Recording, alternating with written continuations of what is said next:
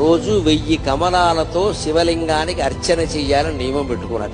రోజు చేస్తున్నాడు అలాగా. ఆయన ఏదో దాన్ని ఒక 21 రోజులు నియమం పెట్టుకున్నాడు.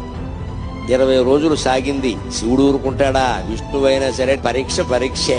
చివరి రోజు పరీక్ష పెట్టకుండా సర్టిఫికెట్ యూనివర్సిటీ వాళ్ళు కూడా ఇవ్వరు కదా, దేవుడేలా ఇస్తాడంటే. 21వ రోజు ఇంకా పూజ ముగుస్తుంది కదా అని విష్ణుమూర్తి సంబరంగా ఉన్నట్ట.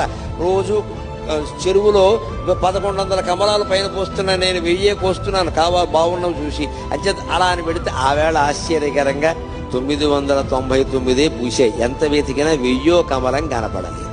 ఏమిటిది? ఒక్క కమలం తక్కువైంది.